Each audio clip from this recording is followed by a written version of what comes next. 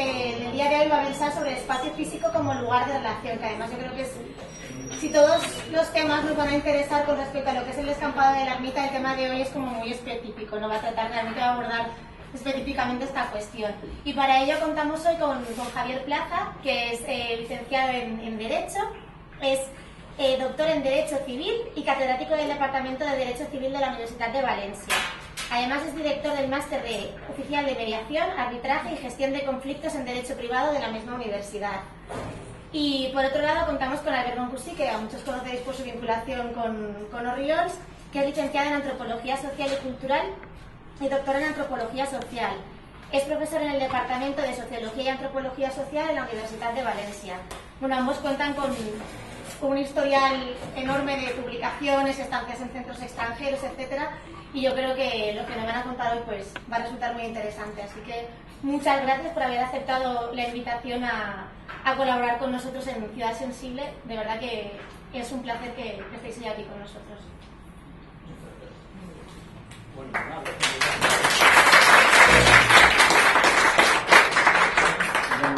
Pues nada, muchas gracias por invitarnos a participar en esto tan bonito que se llama Ciudad Sensible, que el nombre es precioso. Y además, bueno, me siento, no sé, un poco en una situación un poco particular, porque mucha gente que estamos aquí nos conocemos y no había hecho esto nunca. Entonces, no sé, también me siento como obligado a explicar por qué estoy aquí sentado, ¿no? Entonces, bueno, básicamente, a ver, yo hace tiempo que tuve trabajé en un proyecto de investigación sobre el barrio y demás, y a mí muchas veces la gente me pregunta, ¿tú vives en el barrio? Y me respuesta, no, trabajo, pero tampoco sé muy bien qué quiere decir eso de que trabajo en el barrio, tampoco es que trabaje, estoy viendo las asambleas, participo. Sí que os tengo que decir que, bueno, pues que estoy, el agradecimiento no solo a la organización de este evento, sino además al trabajo que hace Orriols Convive, que realmente es una cosa estupenda y que, bueno, que esperemos que llegue a buen puerto y que salgan cosas, ya salen cosas, pero que salgan más todavía, ¿no? Y que sea escuchado y sentido, ¿no? En fin, entonces estoy aquí para contar cosas que tienen que ver con mi trabajo, pero no voy a hablar directamente de Orriols, sino a través de otra cosa. Bueno, he traído aquí 2 libros que cuando termine los voy a dar a la asociación Orriols Convive. Me ha pasado un ejemplar mi compañera Josepa Couto, porque es un poco de donde voy a partir para contaros un poquito lo que he pensado para hoy, ¿no?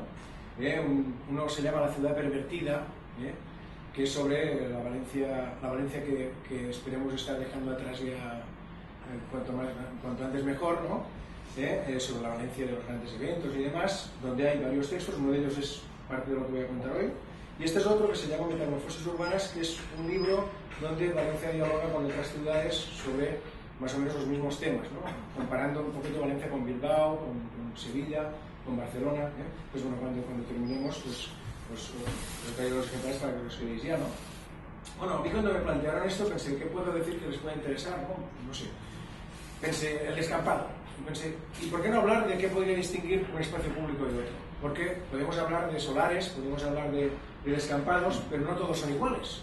La cuestión es cómo podríamos distinguir uno de otro y qué nos puede ayudar a comprender cuáles podrían ser las particularidades de un caso como es el descampado de la ermita, ¿no? Por eso este título de 5 vectores de particularización de los espacios públicos, 5 cosas que podríamos tener en cuenta para ver qué tiene de particular el descampado de Orriols, de la ermita o lo que sea, ¿no? Bueno, primero podríamos hablar de los espacios públicos urbanos, ¿a qué nos referimos con ellos, ¿no? Ahí, bueno, hay un conjunto de autores de mi ramo. Yo soy antropólogo, pues Manuel Delgado, sociólogos ya históricos como Simmel, Kaufman, ¿no? Que hablan de lo que sería el espacio público. Ahí tenéis unas características, y si uno lo piensa, podrían ser también cosas que definen la propia ciudad, ¿no? Por eso podríamos decir que los espacios públicos urbanos son un espejo de la ciudad, ¿no? ¿Y qué quiere decir eso? Primero, son abiertos, en el sentido de que son plurales, abiertos a la pluralidad potencial de usos y actores. Es decir, que se pueden hacer muchas cosas en esos espacios. No está determinado exactamente qué es lo que hay que hacer en ellos, no está cerrado, sino que siempre pueden producirse cosas inesperadas, ¿no? Dentro, eso sí, lo veremos luego, de un cierto guión, pero bueno, son abiertos a que cualquiera vaya allí y haga algo, ¿no? Y a que sucedan cosas que a lo mejor no estaba previsto que sucedieran, ¿no? El segundo es que son espacios anónimos, y he puesto, se admiten forasteros, Si alguno de vosotros es de pueblo o es de Oriols, cuando esto era claramente un pueblo, ¿no? Probablemente puede tener una sensación de decir, aquí hay mucha gente que no conozco por la calle, y a lo mejor, pues antaño era otra cosa, y se conocía a toda la gente por la calle, o quienes de un pueblo pequeño también tiene esa experiencia. Bueno, pues la ciudad se define porque justamente es lo que no ocurre. Lo que ocurre es que hay gente que se conoce, pero hay mucha gente que no se conoce. Y está previsto que haya mucha gente que no se conoce. Así como en un pueblo enseguida los forasteros lo pueden calar, ¿no? Pues en una ciudad, la ciudad está hecha de forasteros. En buena medida está hecha de forasteros. Por tanto, los espacios públicos también, anónimos, hay gente que está ahí y no hace nadie les va a pedir, les tendrá que pedir explicaciones de quiénes son, qué hacen ahí y demás. La indiferencia es un tercer aspecto. Uno puede pasar desapercibido, no todo el mundo puede conseguirlo, es decir, hay determinadas condiciones que hacen que las personas no pasen desapercibidas, pero en principio en un espacio público se puede pasar desapercibido, uno puede pasear, estar ahí, y nadie le dice nada, ¿no? Pero esta es la cuarta cosa, control institucional relativo. A pesar de esa apertura, ese anonimato que caracterizan esos espacios, plazas, parques, descampados también, calles, a pesar de eso, hay un cierto control. ¿Control de qué tipo? Pues hay una normativa. Ahora, por ejemplo, estábamos hablando antes de entrar de la roulotte, ¿no? Esa roulotte, hay una normativa que dice qué hacemos con ella, ¿no? Uno, al principio, no sé si alguien se lo preguntó, pero estuvo ahí aparcada unos días en el solar y, bueno, pues no hubo esa pregunta de qué haremos con esto legalmente, pero está controlado que se hace en ese espacio. Por tanto, llega un momento que dices, ¿y esto se puede hacer? ¿Es posible hacer esto o no? Entonces hay un cierto control. Puede ser porque ese control se puede visibilizar porque hay policía, porque hay una normativa, porque hay unas vallas, hay unas cosas, ¿no? Hay un control. Por tanto, pero es relativo, porque siempre, por naturaleza, esos espacios son como un frente de cosas que suceden que desafían ese control. El compañero de mesa seguro que se habla después de derecho, yo siempre había oído algo así como que primero son los hechos y después vienen normas para regularlos, ¿no? Pues eso es lo que sucede muchas veces en los espacios, ¿no? Luego esta es una idea de Manuel Delgado que siempre me ha gustado mucho, ¿no? Son fuente de heterogeneización esos espacios. Pueden suceder cosas distintas. Por naturaleza son espacios donde pueden pasar cosas que cambien el panorama de lo que se ve en la ciudad.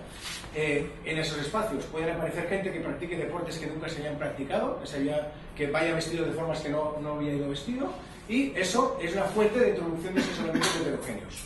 Luego son distintos de los lugares, entendidos como, hay un antropólogo que se llama Marc Auger, que tenía un libro que se titulaba Los no lugares, y que es bastante conocido en el ramo, ¿no? Donde cuenta lo que es un lugar antropológico. Dice un sitio muy determinado, la gente en ese lugar pues tiene una vinculación identitaria muy fuerte y está muy determinado lo que puede suceder en ese espacio. Por ejemplo, pues que es una iglesia, un ayuntamiento o incluso un pueblo, que en buena medida son lugares donde está todo muy vinculado, muy vinculado a la identidad. En este lugar, casos son indeterminados los espacios públicos, no sabemos, pueden suceder cosas imprevistas porque están bastante desvinculados de una determinada identidad. Eso no quiere decir que no sucedan cosas que tienen que ver con identidades de gente, pero no hay solo una, ¿no? Y por último, lo que define estos espacios es un marco material de infraestructuras, de arquitectónicas, equipamientos y demás, y unas relaciones sociales, entre paréntesis cultura, en el sentido de que hay gente que se relaciona en esos espacios, pero también llevan consigo unos valores, una manera de entender las cosas, ¿no? Que también tiene que ver con esas relaciones, que es lo que está permitido no hacer en ese espacio, tiene que ver con la cultura, lo que se espera que suceda. El ejemplo sería del que vamos a hablar, que son los jardines del Turia, ¿no? Y tenemos pues dos imágenes, dos maneras distintas de jugar a fútbol. Un campo cerrado con el césped artificial regulado y el otro que es pues, unos que se han colado a jugar, a medio jugar en unas pistas que estaban subarrentadas a unos clubes que eran los que tenían el permiso por parte del ayuntamiento para hacer eso, ¿no? Bueno, en uno de los textos de este libro que escribí con un compañero, Gil Manuel Hernández, hablamos sobre los jardines del Turia. Voy a utilizar eso para reflexionar un poquito, para ver si puede servirnos aquí para el caso del descampado, ¿no? Y ahí tenemos pues una serie de tramos.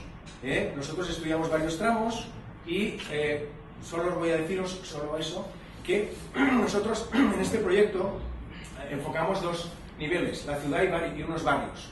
Los barrios fueron el Cabanyal, el Carme y Mercat, y luego Peñarroya, que si os digo Avenida de Francia seguramente veréis más rápido que esto. Peñarroya es administrativamente un barrio que incluye más cosas, ¿no? Pero sería esa zona. Y después de esos 3 barrios como óptica central de barrio, agarramos una óptica de ciudad. Y el río lo planteamos como una cosa que es de toda la ciudad. De hecho es una cosa muy simbólica para la ciudad de Valencia, y que además la recorre toda, ¿no? Pues ahí lo que identificamos fue pues muchas maneras distintas de experimentar el espacio público, de construirlo a distintas horas del día. Hicimos observaciones, fuimos a verlo, ¿no? Estuvimos paseando por ahí, a veces en bicicleta, a veces andando, hicimos fotografías, estudiamos un poquito qué sucedía en el transcurso del río, y lo que vimos es que en parte lo que sucede tiene que ver con lo que hay a su alrededor, ¿no? No es lo mismo el río, lo que uno puede ver, por ejemplo, como esto de aquí, que es un señor durmiendo, pues delante de la Casa de la Caridad, en ese tramo del río, ¿no? Esto es más difícil verlo, pues a lo mejor por la zona donde estaría la ciudad, las artes y las ciencias. Es decir, cada tramo tiene unas particularidades también en función de lo que tiene al lado, ¿no? Bueno, sobre este caso, lo que vimos que es que había distintos usos. Unos eran más o menos significativos o sucesivos y otros más puntuales. ¿Qué quiere decir significativos? A ver, vamos a ver. Aquí, por ejemplo, tenemos esto de aquí abajo. Cualquiera de los que estamos aquí podemos ir a pasear, y eso es una situación de anonimato bastante flexible, que la gente lo puede hacer individualmente o en grupo, ¿no? Una forma bastante, digamos, anónima y poco determinada de operar, ¿no? Al margen de que vamos vestidos de maneras similares, pues uno va en patín, el otro va con el bebé en el carro, bueno, pues... Pero hay otras formas de ver ese espacio. En ese mismo espacio puede haber gente que se encuentre para jugar, para hacer skating, ¿no? Bueno, no es exactamente aquí, es un poco más lejos, pero hacen el skating ahí. Y para estas personas el espacio tiene un significado y van ahí a hacer esa actividad. En el mismo sitio, aunque esto es la otra punta donde se va en bici, ¿no? Unos novios pueden sacarse fotografías, ¿no? Estos son unos novios que se sacaban fotografías ahí después de la boda, supongo que será, o antes, no sé, en relación con la boda, ahí. O puedes organizar la procesión de la Virgen del Quinche, ¿no? Que es una de las patronas de Ecuador y que se monta, creo que es en noviembre, ¿no? Que se monta ahí, el segundo fin de semana, se monta la procesión, ¿no? Son usos, el mismo sitio, pero esto es un uso muy significativo, es decir, para quien tiene un gran significado para quien está ahí. Esto pues también lo tiene, pero lo puede hacer en cualquier otra parte. Esto siempre se hace ahí, ¿no? Esto se ha hecho la foto por alguna razón ahí también, y le han encontrado un significado. Y estos van ahí y puede ser que al final hacen pintadas en el suelo que tienen que ver con la gente que vaya habitualmente. Por tanto, esos usos del espacio, a pesar de que uno lo ve, pasa por el descampado, por ejemplo, pasa por una plaza, y le puede parecer que todo sucede más o menos del mismo modo, no siempre es igual todo el día ni para todas las personas. Por tanto, los espacios como espejo de la ciudad son lugares de anonimato y demás, y no sé qué hora es. Llevo 20 minutos, ¿puede ser ya? Bueno, sigo. Entonces, sí, tengo yo ahí, me he adelantado para que no soy muy puntual. Entonces, eso sería lo que sucede en estos espacios, ¿no? Pero bueno, el espacio no es igual a sí mismo, cambia con el tiempo, y además hay cosas que lo distinguen y que distinguen un espacio en Oriols de otros sitios, por ejemplo, ¿no? Una primera cuestión es temporal, ¿no? Esto que estáis viendo son 4 fotografías del mismo lugar. Esta sería a principios del siglo, en los jardines de Turia, el mismo tramo, el mismo puente. En el mismo puente, en 2010, un campo de tierra que tenían unos clubes arrendados al ayuntamiento y que su par arrendaban a una asociación de ecuatorianos que organizaba una liga de fútbol. Y entonces ya estamos en estas cosas de los marcos legales. ¿Esto cómo podía ser? Pues se hacía. Y bueno, naturalmente pasaba la policía por ahí, no iba a preguntar, ¿ustedes qué permiso tienen para jugar ahí? Pues no. Igual que si uno se ponía a jugar en los terrenos que no tenían, ¿lo veis? Prácticamente vallado, estaba, pues entonces era una manera de jugar. Al cabo de 2012-2013, tenemos unas vallas de 1,5 metros, un césped artificial, unas infraestructuras preciosas, unas gradas, y evidentemente unos focos, y evidentemente un precio para entrar ahí dentro. Esto es otra cosa. Y además, esto es uno de los campos, pero en otro de los campos se convirtió en un parque, que es lo que estáis viendo ahí. Ahí había un terreno de juego como este, y ahora lo que hay es un parque. Perdón, miro un poco para atrás, a ver cómo se hace esto. ¿Dónde está la página de atrás? Entonces aquí ha cambiado la manera es decir, es el mismo sitio, pero han ocurrido cosas. ¿Qué tipo de cosas han ocurrido, no? Pues en buena medida, lo que más se ve inmediatamente es que ha habido una regulación urbanística de ese espacio con algún determinado criterio que desconocemos. Es decir, no sabemos exactamente por qué pusieron un parque ahí, si le preguntaron a alguien por qué tenía que estar ese parque ahí, si realmente, claro, uno puede sospechar que había una determinada intención en esto, ¿no? De que, porque claro, es que salta a la vista la diferencia, ¿no? Entre esto de aquí, arriba, que tenéis ahí, y lo de abajo, pues, y lo de otro, pues hay una diferencia, ¿no? Es lo que ha sucedido. Y estas personas entonces se tienen que buscar la vida o para hacer las mismas cosas en el mismo sitio en otras condiciones, o para irse a otro sitio a hacer ese tipo de actividades, ¿no? Y bueno, y al final, aparte del tiempo, el tiempo no explica las cosas por sí solo. ¿Qué ha sucedido, por ejemplo, en un caso como el que hemos visto? ¿Qué puede suceder ahí? ¿Qué es lo que nos puede hacer, además de distinguirlo en el tiempo, en el mismo sitio, qué nos puede hacer distinguir un tramo del Parque de los Jardines del Turia de otro sitio, ¿no? Y aquí os propongo 5 cosas, que pueden ser otras y son opinables, y alguien me puede decir, no, esto no estoy de acuerdo, pues claro, pero 5 cosas. ¿Qué puede distinguir espacios? Primero, infraestructuras próximas, viviendas, servicios, planificación urbanística, gobernanza, es decir, ¿qué es lo que hay alrededor de ese espacio? No es lo mismo el tramo de los Jardines del Turia que está al lado de la Avenida de Francia que el que está al lado de Ciutat Bella, por ejemplo. No es exactamente igual. A lo mejor lo que hay alrededor puede marcar, en cierto modo, unas características, unas dinámicas en ese espacio, ¿no? Lo mismo que en el descampado, si uno mira, pues se puede considerar que a un lado hay pueblos, casas de pueblo del antiguo Ríos, que hay casas de la construcción de la época de Barona, que está la iglesia de San Jerónimo, que está la sede de los Clavallos, todo ese tipo de infraestructuras, esas cosas que están ahí, que están los convive, al lado, ¿no?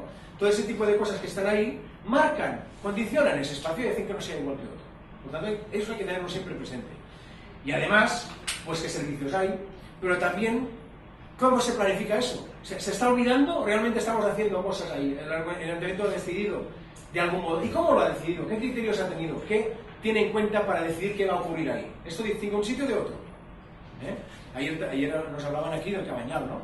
Pues el Cabañal hay ahora un movimiento muy fuerte y claro, ese movimiento no se le puede ignorar. Antes estábamos hablando de decisiones, reclamaciones que se están haciendo. Escuchaba por la radio hoy que se pedía un apoyo del ayuntamiento de determinadas cosas. Claro, el Cabañal ha llegado a un punto de movilización que un espacio idéntico aquí y allí va a ser tratado seguramente de modo distinto, porque ya ha habido una planificación urbanística, pero además hay una forma de entender las cosas que piensa hay que incorporar a esos señores y a esas señoras para escuchar qué es lo que quieren, ¿no? Por tanto, se distingue un sitio de otro. Sin ir más lejos, nos podemos ir a mirar el descampado que está cerca de San Miguel de los Reyes, donde se juega aquavoley, y ahí realmente pues es otra cosa, por ejemplo, también, ¿no? Bueno, primera cosa. Segunda cosa, aquí tenéis diferencias. Pues, por ejemplo, el señor que dormía o el puente de Calatrava, ¿no? Marca una zona distinta. Segunda cuestión, composición de la población habitual o potencial. Es decir, ¿quién puede usar ese sitio normalmente? ¿Qué nivel de estudios tiene la gente? Si son hombres o mujeres, ¿cuál es su nacionalidad? ¿No? Que es una cosa, si queréis, un poco sociológica también, ¿no? Que distingue una zona, un lugar de otro, ¿no? Por ejemplo, Los Ríos, siendo un barrio que tiene un cierto porcentaje de población de origen extranjero, ¿no? Pues hombre, es normal plantearse que probablemente los usos que se pueden dar, o por ejemplo hay también población gitana, pues los usos que se pueden dar a un descampado como ese, podría muy bien incluir ese aspecto. Porque la composición potencial de usuarios en un sitio como este, independientemente de que puedan venir forasteros como gente que vivimos fuera y pasearnos por ahí, la que va a ir habitualmente es la gente que tiene ese perfil. Por tanto, eso distingue un lugar de otro. Donde no hay esa composición de población, vamos a encontrar potencialidades distintas para ese mismo espacio, ¿no? Tercera cuestión, vínculos, emociones, evocación de la memoria. En este tercer aspecto de que estamos hablando, ahí estamos hablando de gente que puede acordarse, o sea, desde gente que tiene memoria de qué era ese descampado antes, de la ermita, de las procesiones, de los caballos, de las fiestas que se hacen ahí, una memoria. O también gente que la tiene más corta porque simplemente quedaba con los amigos ahí hace 5 años, 6 años y sigue quedando ahí, y eso también es memoria. Y también son vinculaciones emocionales, ¿no? También son vinculaciones emocionales gente que le da terror pasar por un determinado sitio, que le da miedo pasar por el descampado, o porque tiene miedo a caerse, o que le ocurrió alguna cosa, o que, no sé, lo que sea. Eso también configura, le da sentido a ese espacio y lo distingue de otros donde no hay esas vinculaciones, Y la cuarta cosa sería formar esa sociabilidad y redes, quiere decir que ahí se ven, como en las fotografías que estáis viendo, aquí tenemos desde la feria alternativa, a estos señores que son los que hacen domingueo de Ecuador, de Bolivia, están básicamente ecuatorianos, están haciendo domingueo en una zona del río. Esta foto es de hace 3 años, ¿no? Entonces, bueno, aquí, ¿qué se ve? Pues que la gente tiene relaciones con otra gente y que suelen ser los mismos y se visibiliza ahí. Hay grupos de amigos, grupos de conocidos que se visibilizan en ese espacio. Y lo hacen en unos sitios y no lo hacen en otros. Entonces también distingue un espacio de otro. Las redes comunitarias también. Esto que estamos viendo aquí serían redes comunitarias, es decir, gente que conoce a otra gente y que juntos tejen una relación muy intensa que hace que se sientan como un grupo muy unido y se apoyen entre ellos, ¿no? Y por último están las medidas de control institucional, que van, ahí tenéis 3 ejemplos. Uno es, por cierto, de Oriols, ¿no? Aquí tenéis poner carteles, paneles de qué es lo que se puede hacer, no se puede hacer, que luego la gente pinta un grafite encima, o pone su norma propia, como por ejemplo este que es un dibujo de uno que hace una plantilla que han pintado ahí, uno que hace monopatín, ¿no? Le han pintado ahí encima, ¿no? Entonces la gente luego negocia con eso, pero le han puesto el panel, ¿no? Eso es medida de control institucional. No se puede jugar a pelota, o así estás harto de gente jugando a pelota por todas partes, ¿no? Otra medida de control institucional es patrullar, como estos señores en el caballo, o también hay otra mucho más sutil, que es una medida que es planificar. Esto está sacado de una cosa que se llama Atlas de Vulnerabilidad Urbana en España, y Oriols forma parte, desde hace años, de uno de los barrios considerados vulnerables. Y si uno entra, ve que le están marcando prácticamente varona, lo están rodeando, y eso denota, le da un sentido a ese espacio, y supone que habrá que hacer cosas con eso. Es una especie de control un poquito más sutil, ¿no? Ese control, además, bueno, parte de varios factores. A Oriols la han incluido por varios índices, pero el último, más reciente, de 2006, es el de población. A mí me parece dudoso como criterio, pero hay un criterio que es población extranjera. Entonces, por índice de población extranjera lo han metido como barrio también de vulnerable. ¿Y sabéis qué otro barrio metieron también en 2006? Ruzafa, que no tenía ningún otro criterio. Todos los que estáis aquí podéis pensar rápidamente: Ruzafa, barrio vulnerable. Bueno, pues estaba metido, en 2006 lo metieron solo porque tenía población extranjera. Esas son medidas de control también, ¿no? Bueno, esto serían las 5 cosas. O sea que, ya termino, luego si he corrido demasiado me decís, ¿qué podíamos tener en cuenta ahora nosotros, ¿no? en el descampado nuestro? Pues primera cuestión, infraestructuras de gobernanza. ¿Qué tenemos ahí? Tenemos viviendas al lado, tenemos bares que también hacen los señores que juegan a parchís, lo habéis visto muchas veces delante del café del bar. Creo que ahí hay un potencial, tienen esas señoras que vayan a jugar a parchís en el descampado, ponernos unas de parchís ahí. Pues la gente que usa las infraestructuras que están cercanas, ¿no? Me comentaba el otro día en el descampado, pues también me comentaba cómo se está teniendo en cuenta, cómo usan los clavarios del descampado habitualmente. Eso es tener en cuenta esa infraestructura que está al lado y esa gente que la usa, ¿no? Luego la estructura social, cómo son las personas que podrían utilizar eso, ¿no? Y tenerlas en cuenta todas en la medida de lo posible, ¿no? Es decir, ¿qué tipo de usuarios va a haber ahí, ¿no? Tercero, ¿cuál es la identificación de memoria de la gente? ¿Qué es lo que siente la gente en relación con ese espacio, con ese descampado? ¿Qué recuerdos tienen? ¿Qué vinculación tienen? ¿Qué sensaciones tienen, ¿no? La sociabilidad de las redes, ¿qué tipo de grupos de gente se ven ahora, ¿no? Y las que se pueden ver después, pero también ahora, ¿no? Y por último, ¿qué medidas de control institucional estamos planteando ahí? ¿Vamos a poner vallas ahí? ¿Va a haber paneles? ¿Va a haber, o simplemente vamos a decir que, o lo que salía ayer en una pregunta de alguien, tiene que venir la policía y patrullar sistemáticamente por todas partes y venir, tenemos que poner un policía de barrio que sea como medio de paisano y un poco de buen rollo y tal, o qué vamos a hacer ahí, ¿no? Estas 5 cosas hay que pensarlas bien, ¿no? Y seguramente de estas jornadas, en todas estas cosas, la mayoría seguro que se están pensando para darle ahí un sentido. Si yo hago así, me parece que desaparece la última, con lo cual he terminado.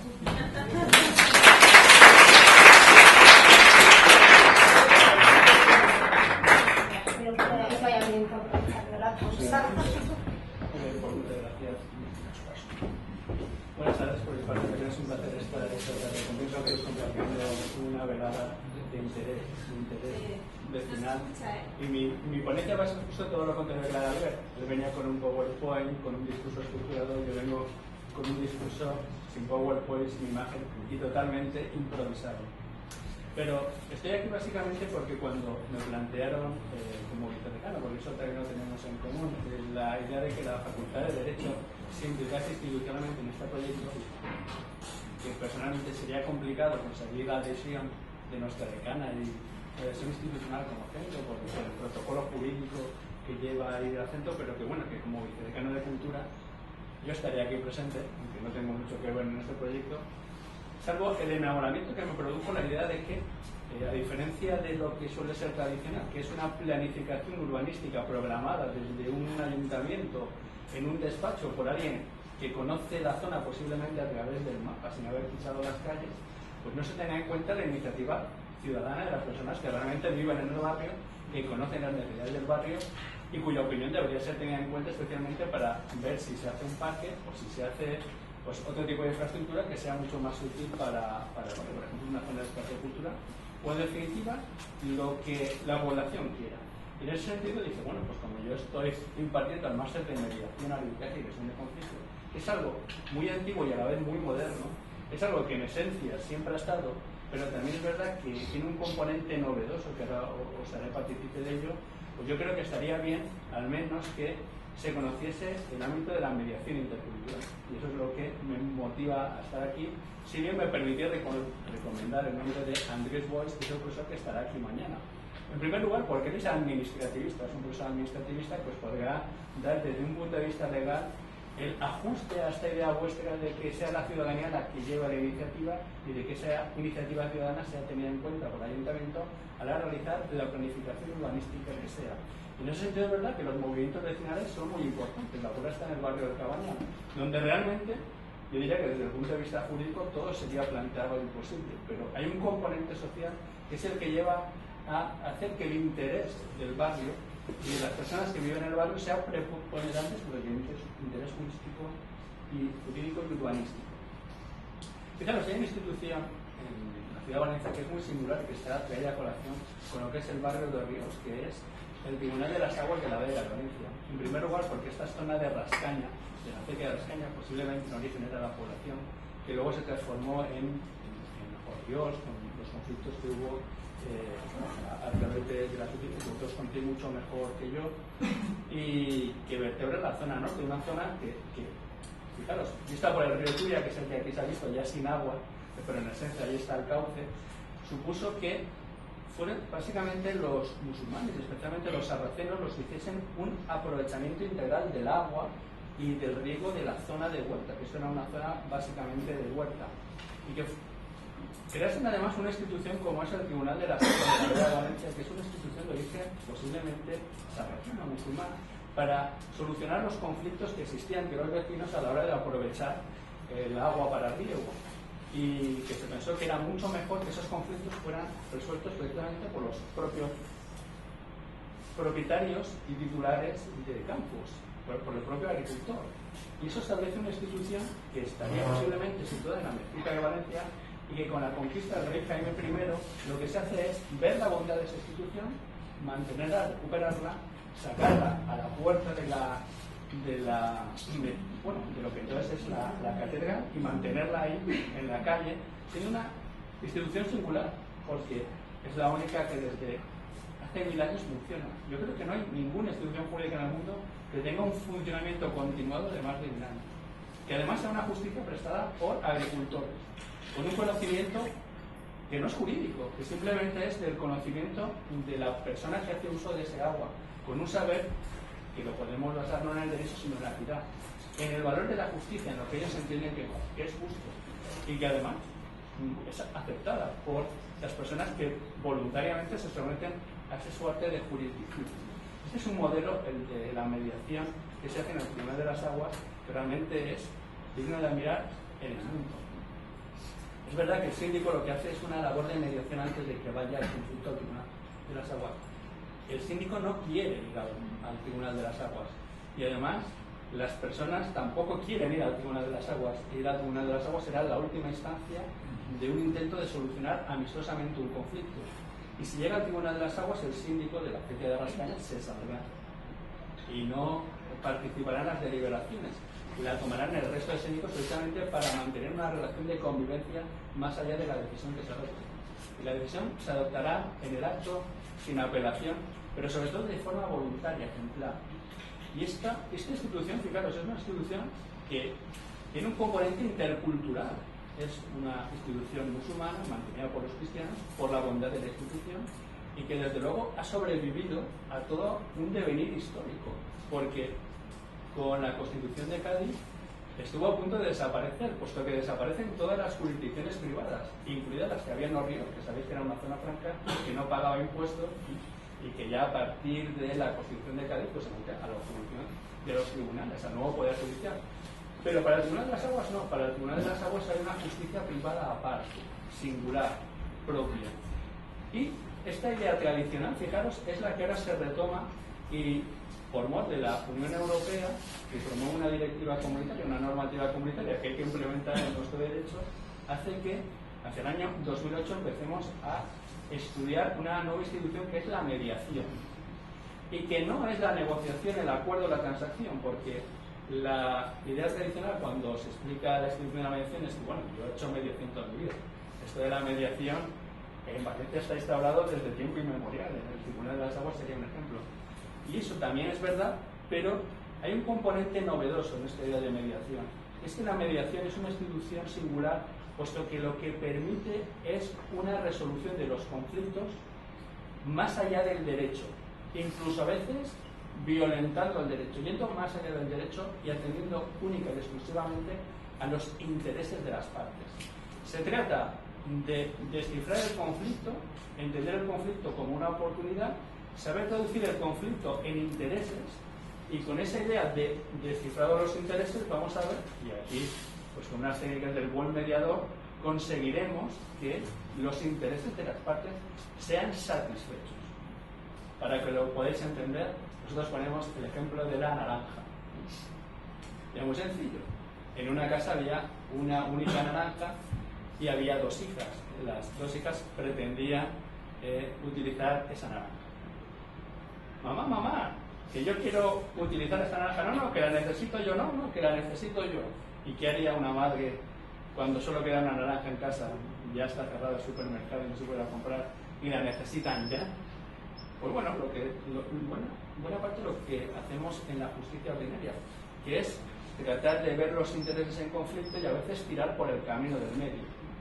Es verdad que le podemos dar la satisfacción, porque bueno, fijaros, aquí lo que hizo la madre es partir la naranja por mitad. Bueno, pues si solo sois dos y solo queda una, no se la puedo dar a una así y a otra no. Justicia salomónica, dividimos por mitad y aquí está la naranja. Pero fijaros, lo que observó con curiosidad es que una de ellas lo que hizo fue exprimirla, porque quería un zumo de naranja. Pero otra lo que hizo es rallar la naranja porque lo quería para un pastel. Podéis utilizar también con el limón. Naranja, limón, da igual, pero un poco esta idea. Y entonces eso es la realidad de la mediación. La mediación no atiende a una justicia de corte salomónica de atender un conflicto de dos partes tratando de atender las formitas, sino de haber preguntado ¿para qué quiero la naranja? Porque claro, si hubiera sabido que uno la quería para zumo y otra la quería para su ralladura de pastel, el resultado óptimo ¿cuál hubiera sido? Pues nada, toda la culpa para el zumo y luego toda la miel. Y esta es un poquito la idea de lo que no nos ocurre a veces en la justicia ordinaria. Queremos satisfacer a ambas partes por igual y en todo caso no satisfacemos todas, pues si le damos la naranja íntegramente a una de las partes, que eso también es posible, especialmente en un pleito, pues bueno, está la idea esta de quién ha ganado y quién ha perdido el pleito. Por eso, la mediación supone una superación del derecho. Más allá de que, fijaros, os voy a poner un caso concreto donde hubo que hacer una singular mediación. Y es en un programa de televisión que se hacía hace un tiempo, que era de personas que iban buscando a sus familiares. Y se llamaba ¿Quién sabe dónde? El programa de Paco Lobatón. Bueno, fijaros, contaron un relato muy humano.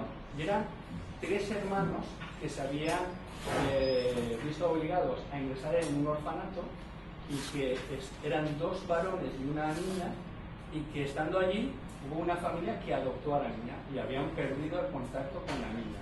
La niña había sido dada en adopción y por tanto tenía unos nuevos padres, tenía una nueva vida, y ellos, cuando ya salieron del orfanato, empezaron a trabajar y ganaron dinero y vieron este programa y dijeron, ya está, vamos aquí a Paco Lobatón y que nos busque a nuestra hermana porque simplemente necesitamos, como vivencia humana, y poderle decirle a nuestra hermana, oye, nosotros somos tus hermanos, nosotros estuvimos aquí en el orfanato, cuando se te llevaron nosotros no pudimos impedirlo, porque esto fue una decisión de la dirección del centro, pero me imagino que te va todo bien, pero que sepas que como hermanos que somos, si algún día tienes necesidad o no necesitas, somos tus hermanos. Fijaros, jurídicamente, lo primero que piensa un jurista es, bueno, esto ya es un conflicto resuelto por el derecho, ya no son hermanos, legalmente no son hermanos, porque la adopción crea un nuevo vínculo entre el adoptante y el adoptado, de tal suerte que extiende la relación parental que había con la familia anterior. Esa es la dureza de la institución. Pero lo importante es que para estas personas, para estos hermanos, el derecho les da igual. El derecho puede decir que no son legalmente hermanos, pero ellos son biológicamente y humanamente hermanos. Excepto toda la labor de mediación y de búsqueda que no fructificó, pero que permitió por primera vez al derecho sobrepasar los límites del derecho y preguntarse que a veces hay que satisfacer estos intereses humanos. Y hoy, en el proyecto de ley del menor que se está elaborando, ya se configura como uno de los intereses, porque es una necesidad biológica de las personas de edad, conocer sus orígenes biológicos. Algo que para nosotros, que tenemos más o menos un padre o una madre conocido, es algo que no lo necesitamos, pero que hay personas que tienen estas lagunas y que necesitan simplemente saber quiénes eran sus padres, a qué se dedicaban, por qué les tuvo que en un momento dado dar en adopción. Y simplemente no es porque no quieran a sus padres actuales, es porque necesitan resolver su conflicto. Y todo esto es lo que nos está enseñando la mediación. La mediación nos está enseñando a resolver conflictos jurídicos de una forma mucho más, diría yo, perfecta, más adecuada a la idea de justicia, porque son las partes las que llegan por sí mismas a una idea de acuerdo, y además permite llevar el derecho más allá de sus límites, a límites que lo hacen, en mi opinión, mucho más humano y mucho más justo. Y en ese sentido, la Comunidad Valenciana es pionera en una institución que es la mediación intercultural, que es lo que, bueno, si estáis haciendo ahí un espacio donde estáis debatiendo qué contenido le podéis dar, cómo lo podéis dotar, que penséis que la mediación, que es una institución moderna que se está implementando, lo que requiere es de espacio, requiere de espacio físico donde se pueda prestar mediación. En ese sentido, la Ciudad de la Justicia está trabajando ahora en la creación de un punto neutro de mediación que permita que cuando haya un conflicto que llega al juzgado y después entienda que debería de intentarse previamente la mediación, pues se puede hacer a través de este punto neutro de mediación. Pero es verdad que nosotros necesitamos también que el punto neutro de mediación no solo está en el juzgado, para la llamada mediación intrajudicial o derivada del juzgado, sino que también sean unos puntos de encuentro, sobre todo porque ahora ya empezamos a tener profesionalmente a personas muy formadas en las técnicas que son capaces de conseguir este tipo de acuerdos. Y especialmente en el ámbito de la mediación intercultural, que es aquella que trata precisamente los conflictos de convivencia entre distintos estratos sociales o entre distintas culturas diferentes que no se conocen, pero que, fijaros, a través de un buen proceso de mediación, lo que se consigue, aparte de solucionar el conflicto, es empatizar, es conocer, es ponerse en la piel y la vivencia del otro. Y eso es lo que yo digo, bueno, pues me parece muy bien que sean las ideas del barrio, porque me recuerda esa idea nostálgica de lo que es la política. Fijaros, la política en esencia no es más que las polis, las ciudades de Atenas, donde los propios ciudadanos que habían defendido con su sangre la ciudad querían participar del destino de la ciudad. Esa es la idea de política, la participación directa del ciudadano en el destino de la ciudad. Y tal como me contáis el proyecto, digo, esto es una nueva política, una nueva forma de participación en el siglo XXI. Pero es que además de esa nueva política le podéis incorporar esta institución que es tradicional, pero que tiene este marchamo nuevo y que sobre todo es pionera en la Comunidad Valenciana, que es la mediación intercultural. Y pensar, yo digo, bueno, y pensar, ¿por qué no dedicar un pequeño espacio que sea mediación intercultural? Un espacio de proximidad para resolver este tipo de conflictos. Y ya termino diciendo que hoy, justo, lo podéis leer mañana en prensa, se dice que en el barrio del Cabaño, que ya sabéis que lleva un poco la iniciativa ciudadana, el nuevo alcalde, Joan Ribó, va a proponer que haya un mediador intercultural permanente. Con lo cual, pues bueno, aquello que parecía una utopía cuando se me presentó y mi tema, que bueno, no sé, lo vamos a meter con Cazador simplemente porque me apetece involucrarme en esa idea y compartir esa idea con vosotros, es hoy una realidad, es una de las posibilidades, es decir, que bueno, pues si el barrio del Cabañal va a tener estos servicios, vosotros, ¿por qué no? Y cualquier barrio, ¿por qué no? Y esto era lo que os quería contar, básicamente. Muchas gracias.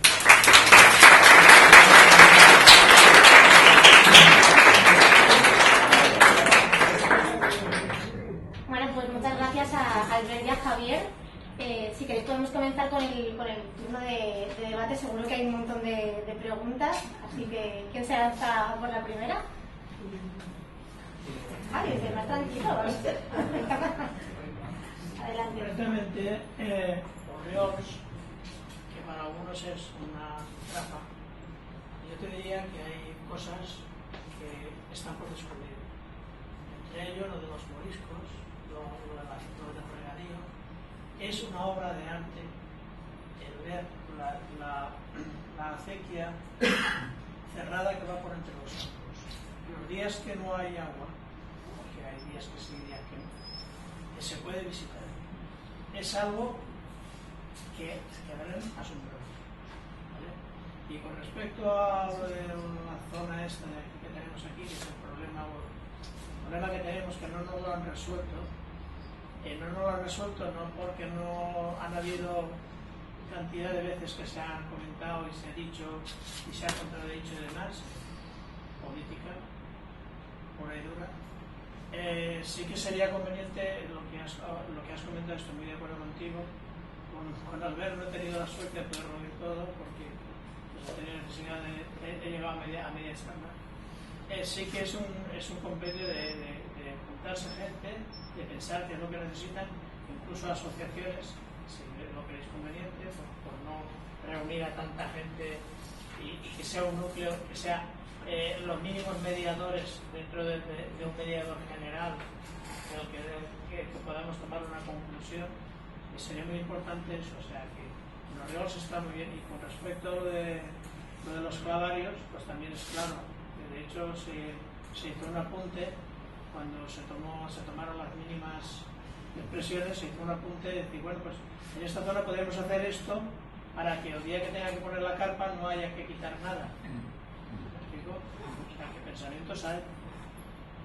Y os agradezco que hayáis venido y... Bueno, nosotros estamos para apoyar esos pensamientos y sobre todo con la ilusión de que se materialicen, porque yo creo que una iniciativa de este calado, si es capaz de materializarse en propuestas, las vuestras, la gente del barrio, la gente que ve la necesidad, que puede ser, oye, pues recuperar un poco la visibilidad de la acequia, que es algo que conoce únicamente pues la persona que vive en el barrio, pues que no vivimos y tenemos un conocimiento menor de la existencia de esa acequia, pues puede ser un motivo de atracción hacia el barrio y de conocimiento, porque la verdad es que la ciudad pues bueno, tiene la ventaja de que es plana, de que ahora con la bicicleta está, vamos, es accesible a cualquier zona.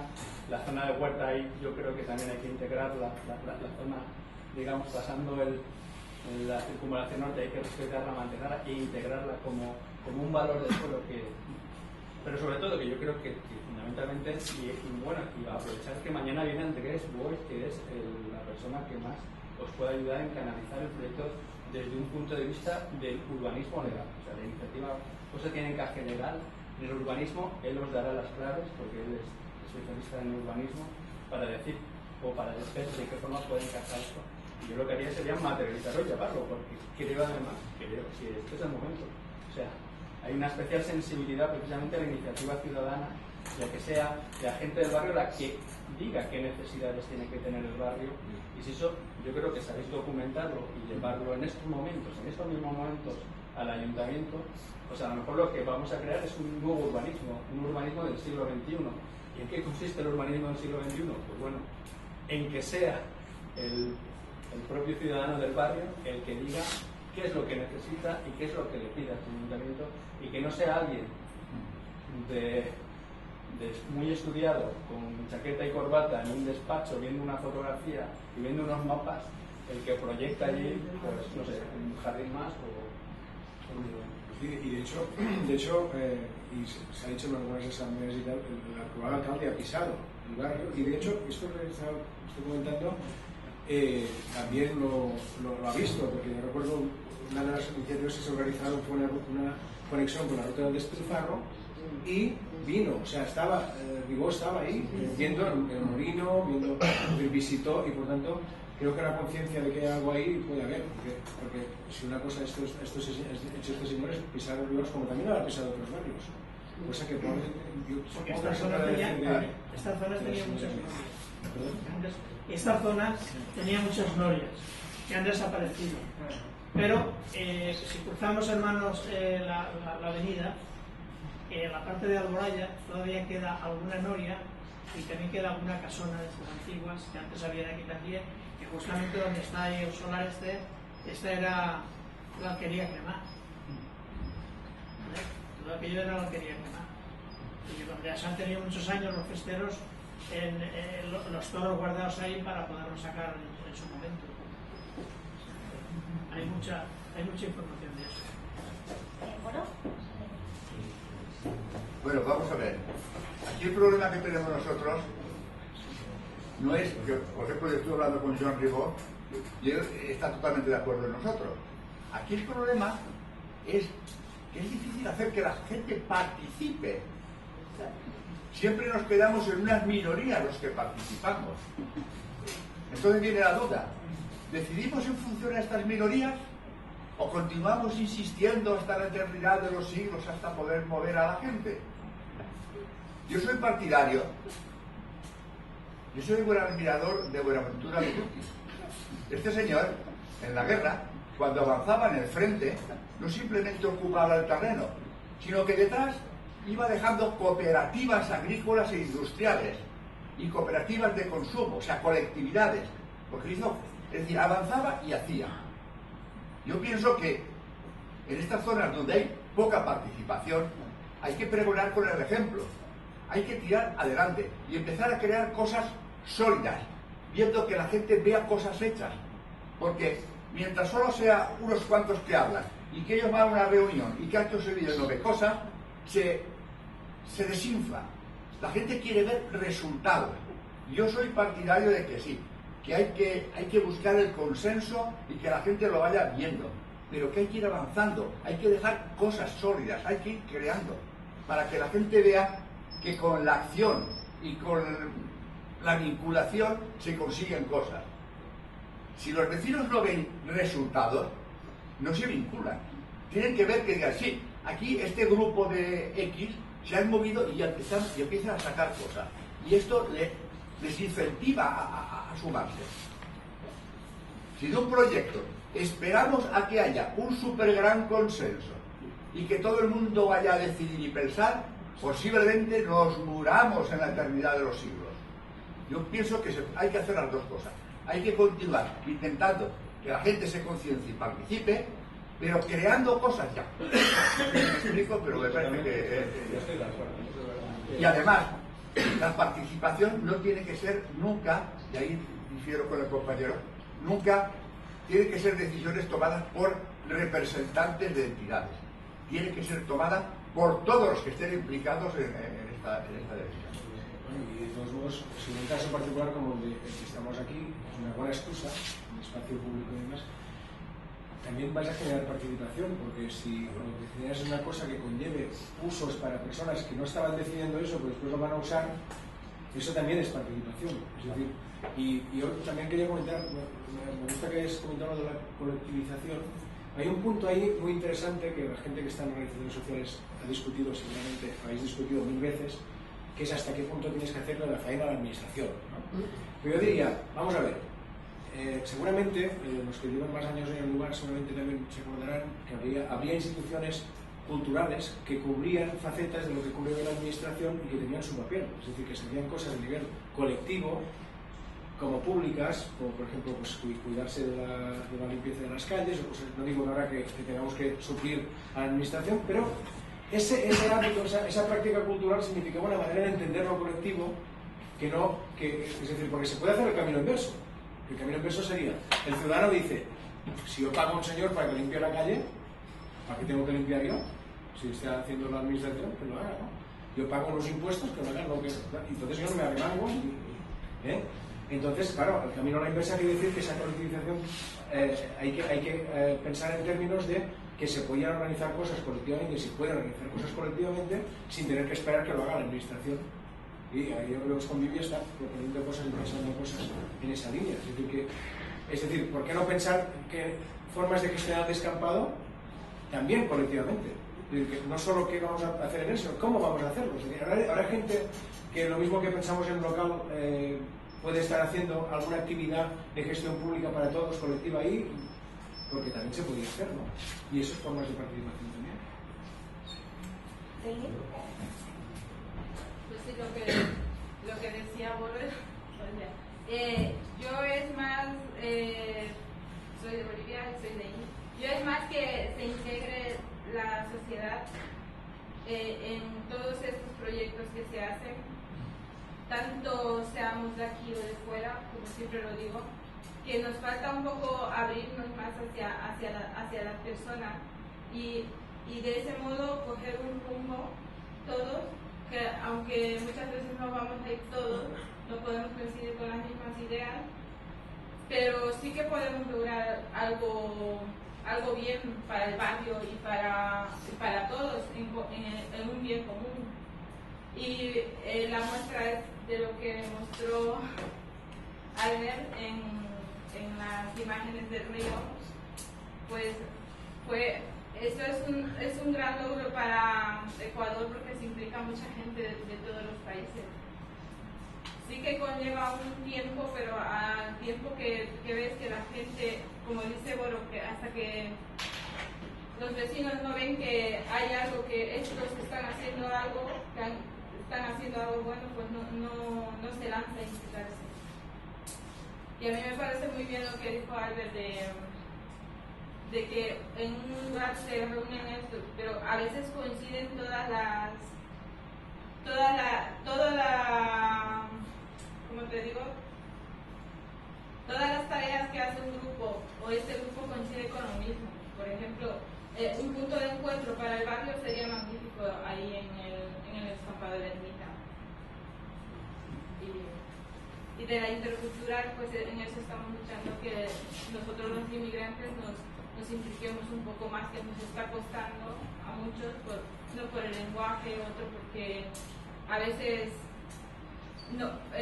porque nos dijeron algo mal dicho, pues nos enfadamos, pero yo pienso como inmigrante que soy, que yo tengo derecho también a participar en aquí, porque estoy aportando y porque estoy viviendo aquí y estoy trabajando. Bueno, es que estamos de acuerdo en todo, es que es por asentimiento. La interculturalidad es un valor, es que nuestra ciudad es un ejemplo de interculturalidad. Y fijaros, de todas las culturas siempre, curiosamente, lo que queda pues es lo mejor. De cada cultura, lo que permanece es aquello que ha sido útil a la sociedad y se incorpora fácilmente.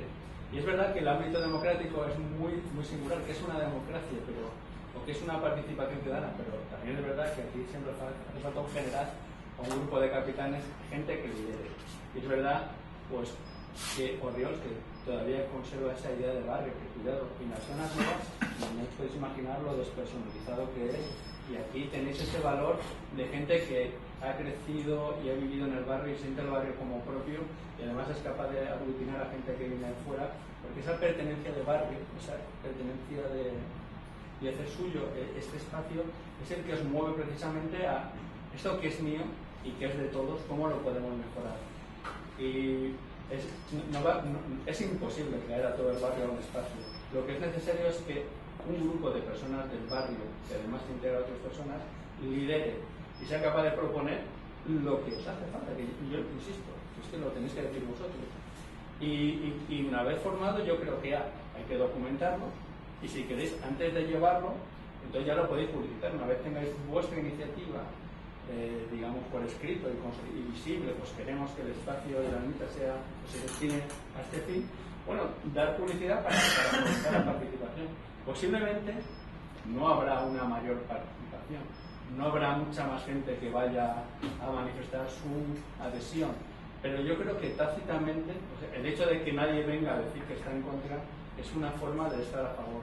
Y ten en cuenta que es verdad que el tiempo es un bien escaso, que cada vez andamos peor el tiempo y que lo valioso que es que la gente quizás se dedique a mejorar el barrio, que dedique parte de su tiempo a mejorar el barrio, que es a mejorar la vida de todos los ciudadanos que viven en el barrio. Con lo cual, yo no me preguntaría si hacemos mal por no poder contar con todos. Yo os animaría a que vosotros mismos, como un colectivo muy representativo de gente originaria del barrio y de gente que ha llegado nueva y que tiene ganas de vivir en este barrio y de hacer suyo este barrio, haga una propuesta de lo que necesitáis, que lo canalicéis por escrito, que si queréis antes de llevarlo lo difundáis en la medida que estéis oportuno para recabar más ideas, porque es verdad que a veces, pues bueno, ideas que nos han escuchado y que se van a aportar vienen a enriquecer el proyecto, pero que yo creo que en esencia, básicamente, será el que vosotros tenéis en la cabeza, y que como un proyecto de barrio, de gente del barrio, de los, digamos, históricos y de la nueva gente de barrio, pues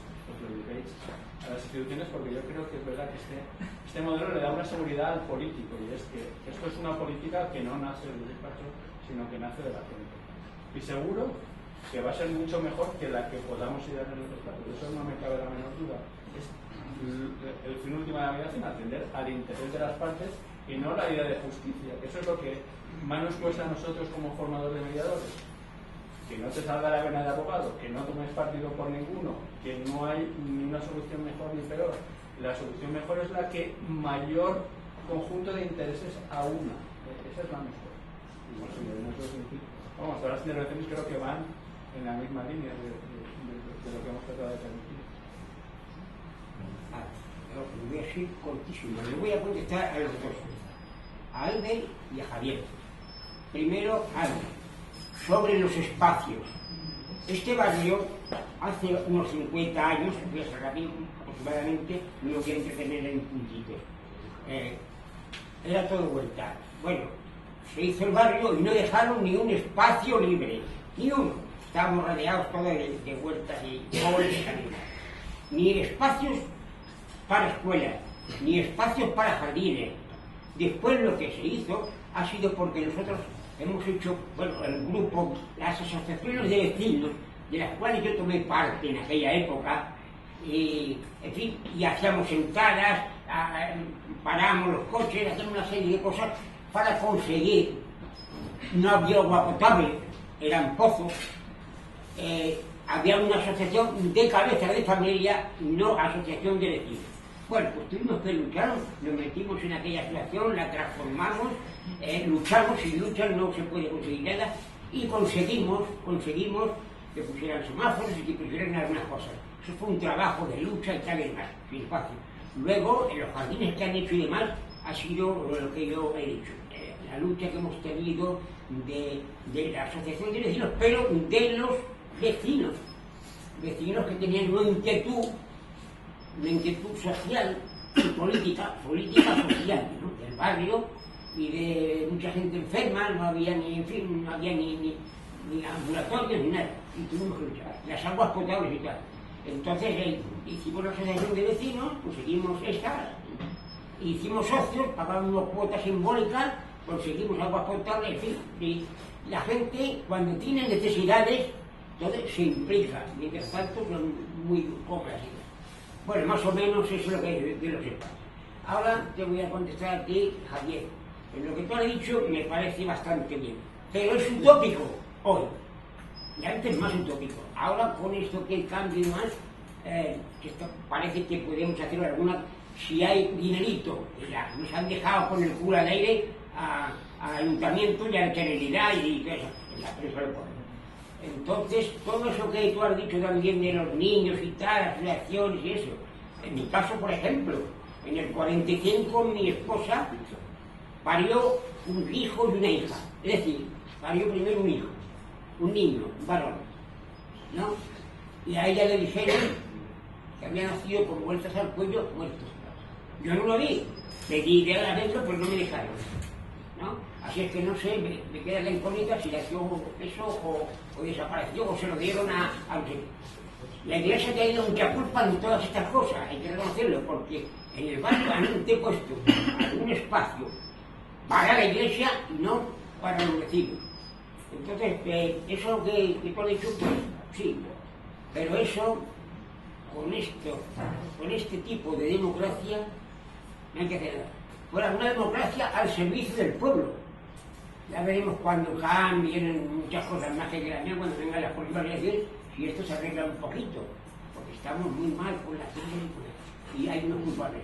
Y ya he terminado, ya que rápido. Si me dejáis. No, pero antes de todas maneras va María José para Jesús y luego usted. Bueno, voy a aprovechar lo que estaba comentando el señor.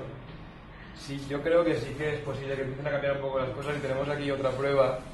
Y es que ha venido muy discretamente del ayuntamiento Josep Perechi, que es concejal de movilidad, si no me equivoco, que el año pasado fue alumno de estas jornadas. O sea, para mí eso sí que es un cambio. Se inscribió como alumno antes de presentarse como candidato, vamos.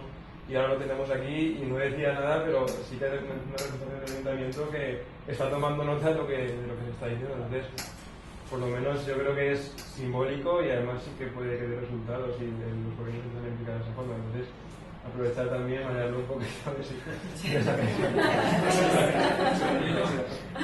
Cerrar la puerta, que no se cabe. Bueno, luego diré otra cosa para las. No, pero si por alusiones, si quieres aprovechar. Bueno, yo no es la primera vez que vengo aquí, ni a las jornadas de ciudad sensible, ni a las actividades de Valencia Acoge, de Ríos Convive. Hemos venido muchas veces a conocer el barrio y nos hemos puesto a disposición del barrio y de las personas que lo habitan. De hecho, para nosotros han sido prioritarios durante esos 4 años que estábamos en la oposición en el ayuntamiento, y ahora es prioritario el gobierno poner todo de nuestra parte para promover la rehabilitación de barrios como el de Orriols, como el de Torrefiel, que históricamente han sido abandonados y olvidados. Y aquí estamos a tomar buena nota y a ponernos a disposición, y no solo yo, todo el gobierno municipal. Joan Ribó también, como nos ha comentado muchas veces, está muy volcado. Y aquí tenemos muy buenos amigos y nosotros estaremos abiertos a todas las veces que nos inviten, pero también nosotros a venir directamente para conocer el estado del barrio y para recoger las ideas. Yo creo que hay muchas cosas que hacer en este barrio y yo creo que Orriols, Convive, Intercultural ha sido pionera en todos estos años en crear una red de personas y de asociaciones que hay en este barrio para hacer propuestas, para unir a la gente. Y yo creo que ese es un legado que nosotros queremos recoger y queremos lanzar también un guante. Seguir proponiendo, seguir organizando. Buscaremos también formas de articular la participación, como se estaba comentando, porque es verdad que es un barrio muy poblado y parece que de los que estamos aquí no es la mayoría de los que están participando. Entonces tenemos que buscar también fórmulas para involucrarlos en la toma de decisiones, en las propuestas. Y entonces con el apoyo municipal intentaremos articularlas, porque nos parece, digamos, fundamental este cambio de paradigma en el cual la ciudad no la hacen los gobiernos, sino que las hacen los ciudadanos. Y para nosotros es un punto firme. Nosotros no queremos imponer, queremos recoger las propuestas, porque al final los que viven en el barrio son los que saben mejor lo que falta, lo que se necesita y cuáles son las prioridades. Entonces, nosotros pensamos que los vecinos mismos tienen que elegir. Eso lo podemos articular con presupuestos participativos, con mesas de participación, como se ha hecho con cartería y las jornadas que se han estado haciendo, y con otro tipo de propuestas que se están articulando en muchas realidades y ya hay profesionales. Entonces, por nuestra parte, se pondrá en marcha todas estas cosas siempre de la mano de las personas que vivís aquí. A disposición, ¿no? Además, cada vez que me han llamado, se nos han llamado y... Ojo guante, soy de la asociación de vecinos de Orriols, presidente de Paú. Vamos a voy a respetar el turno de palabra porque como hay bastantes palabras tomadas, no me quería... Josep, muchas gracias por la aportación, de verdad, y ahora continuamos con el turno de palabra. Yo quería corroborar lo de Josep Perechi.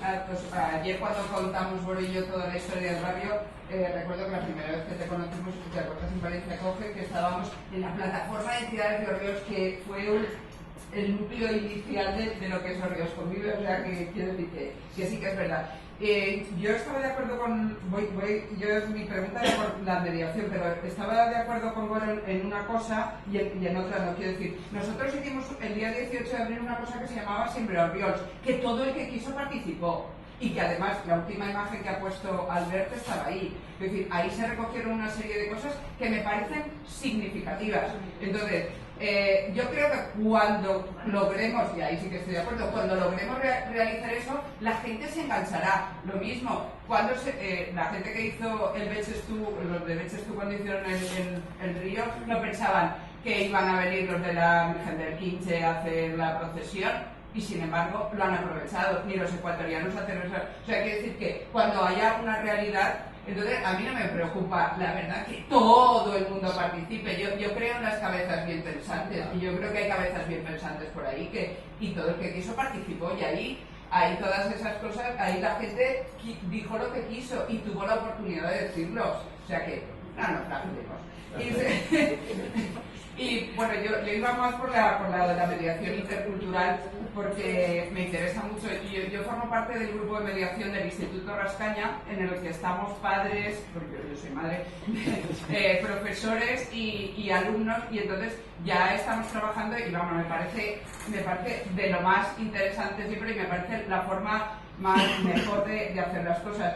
Entonces, yo creo que aquí en el barrio ha habido una serie de conflictos, y últimamente ha habido conflictos con menores, con bueno, pues que casi con semidelincuencia, o tal, que yo creo que con esa mediación, llamémosle intercultural o solo mediación, se resolverían. O sea, que a veces la intervención policial, me remito a lo que ayer hablábamos de la policía, que la policía no puede resolver, y que sí que lo podríamos resolver mediante la mediación, que quien la conoce a fondo sabe que, bueno, para mí es la mejor manera de resolver las cosas, ya que he tenido la oportunidad de un poco de profundizar y hacer de mediadora. Entonces, lo que me gustaría saber, Javier, es no sé, nos deberíamos formar, a ver, que el ayuntamiento ponga un mediador intercultural como lo hace en Cabañal, pues bueno, pues puede ser o no puede ser, pero sí que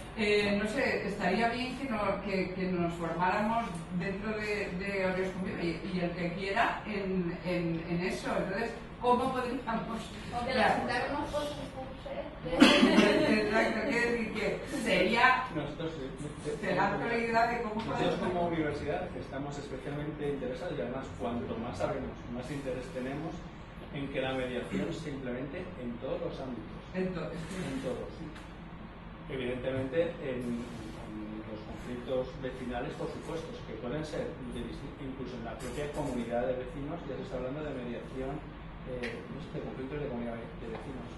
En los centros escolares y en las universidades estamos propugnando un modelo, estamos en ello, que deje a un lado la apertura del expediente académico, que es que somos muy de reglamento y de régimen sancionador, e intentemos básicamente conocer qué ha pasado, cómo ha pasado, y sobre todo si se puede reconducir de cara a futuro para evitar que eso se solucione, y además con una cultura que implique talleres de mediación entre los propios estudiantes. ¿Por qué? Porque de la misma forma que se va quedando ya talleres de mediación en la escuela, de la misma forma que los estudiantes aprenden a conocer la postura del otro, de la misma forma que el director del colegio, en vez de ante un conflicto que tiene, abro expediente y lo mando 2 días a casa o 5 días a casa, pues no.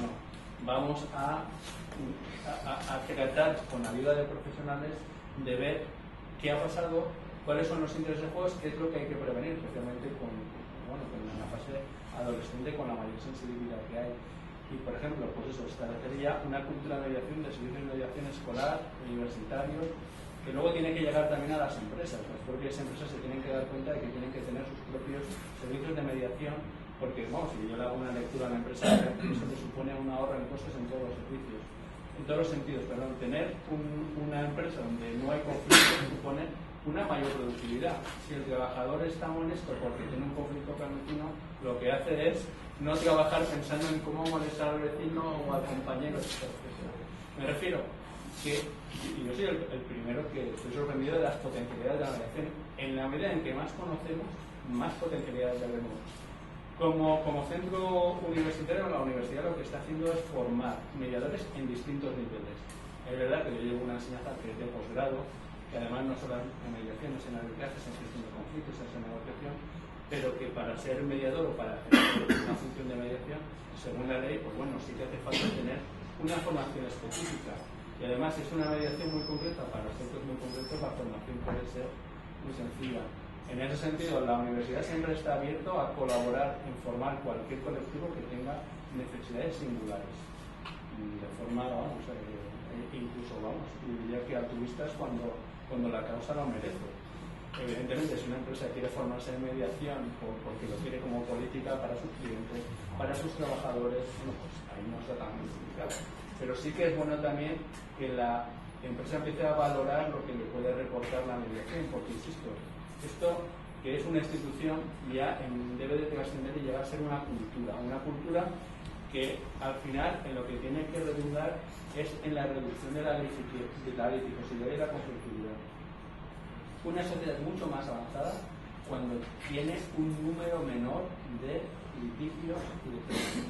Y todos los números que nos llevan a que con la crisis económica se ha aumentado el nivel de litigiosidad y de pleito, quiere decir que esta es una sociedad que tiene que reflexionar y que la justicia que imparten los juzgados y tribunales tiene que ser una justicia de último recurso, pero que antes de agotar esa justicia de último recurso hay unos cauces que son más limitados y sobre todo más satisfactivos para todos, especialmente para las partes que sufren el conflicto, porque con un poquito más de tiempo, porque es verdad que la mediación lo que requiere y le va a poder prestar es más tiempo al conflicto, a analizar el conflicto y por tanto solucionarlo, a darle una terapia de conflicto mucho mejor que la que se le puede dar en un juzgado donde el juez está desbordado por el número de casos y tiene además la obligación de resolver, creo que son unos 30 casos por semana, 30 sentencias por semana, semana tras semana, y va un poquito desbordado. Quizá lo que hace falta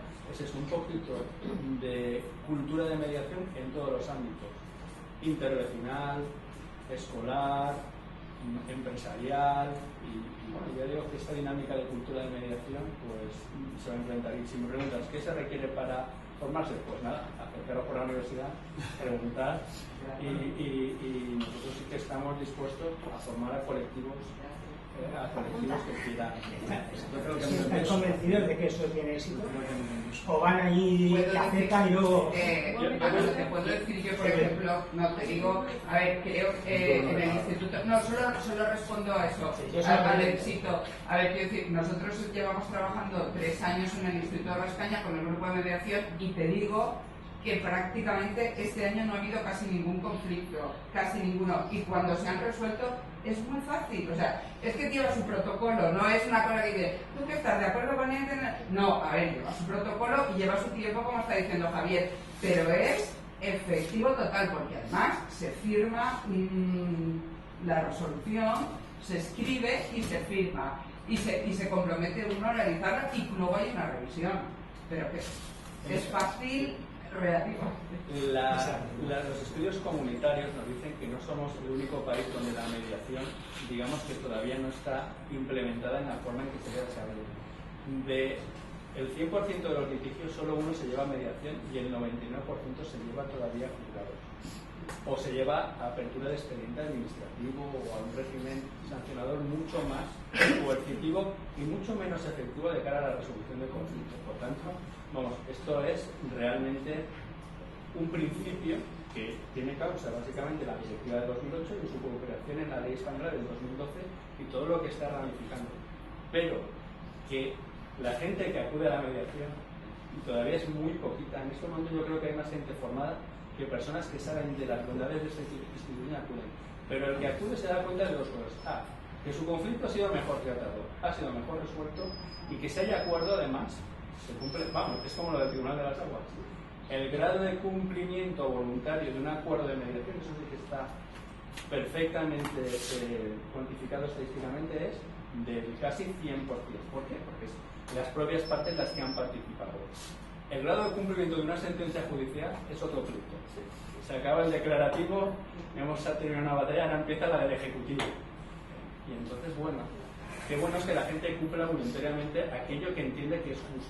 Y eso es lo que se trabaja, pero claro, con un proceso que es de tiempo, de proceso de empatía, de llevar a una parte a comprender a la otra parte y que la otra parte a su vez haga un esfuerzo de comprensión, que haga un esfuerzo de buscar de soluciones, que haga un esfuerzo de armonizar soluciones. Os puedo poner otro caso, por ejemplo, tema de opositor y vecino que toca el piano. Bueno, eso judicialmente está resuelto. Y siempre o gana el opositor por el exceso o gana el del piano porque realmente hay un deber de tolerar. Caso mediado. Bueno, pues, a ver, opositor, ¿qué días tienes libres? No, yo es que voy y descanso los martes, porque ese día voy a prepararlo por la mañana. A ver, pianista que estás preparando para el conservatorio, tú los martes puedes hacer, insisto, no hay un prototipo de solución, es que la solución te la va a ir dando la posible composición de interés de esas partes y será la que sea. En mediación nunca habrá una solución estándar para conflictos similares. Cada tipo de conflicto, aunque sea idéntico, dará lugar a soluciones distintas, ni mejores ni peores, las que las partes quieren. Y esto es un poquito lo que cuesta de ver. El día 21 de enero, voy a aprovechar aquí la presencia del asesor, es el Día Mundial de la Mediación. 21 de enero, pues sí que estaría bien que también pues, las instituciones y también la universidad, fuese la radio y la televisión, a explicar esto que es desconocido y que actualmente tiene un conjunto de profesionales ya formados que podrían prestar un servicio maravilloso y que desde luego va a ir a más. Tiene que ir a más, ¿por qué? Porque es como el WhatsApp o el email, o como es útil enseguida se incorpora. Pues cuando la gente vea que esto es útil, que realmente me ha resuelto de una forma más satisfactiva mis problemas, pues lo utilizaré en esa medida, porque además tiene un ahorro en costes impresionante. De esto sí que podemos hacer el estudio de lo que vale un pleito desde que entra en instancia hasta que puede llegar al Supremo, solo económico, porque si a ellos le añades el gaste personal en tiempo, en desvelos, en sufrimientos, en incertidumbres, pues es todavía mucho mayor. Y bueno, insisto, la mediación es la gran desconocida, pero estamos en ello y se va a ir implementando gradualmente conforme también se van a ir implementando otras soluciones alternativas de controversias junto con la mediación. Y luego es verdad que ya va aparejada a otras técnicas que son las de negociación y que son también muy útiles para la política, ¿no? Porque claro, ¿cuál es el sueño de cualquiera? Pues conseguir que esos intereses se impongan de forma natural. Y las técnicas de negociación y son también las que utilizan el mediador. En todas estas técnicas, habilidades, competencias, que yo también me he formado y que reconozco que cuando entré creía que ya sabía de eso y cuando las he recibido he descubierto que era un perfecto ignorante y me encuentro con gente que me dice no, eso ya lo sé yo. Yo no, tú estás como estaba yo cuando decía eso ya lo sé yo. Bueno, habrá que hacer el cursillo, habrá que hacer las técnicas, conocer las técnicas y tratar de implementarlas.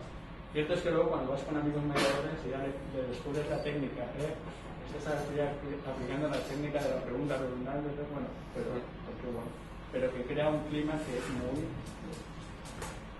muy necesario para una sociedad que ha sido muy apegada a la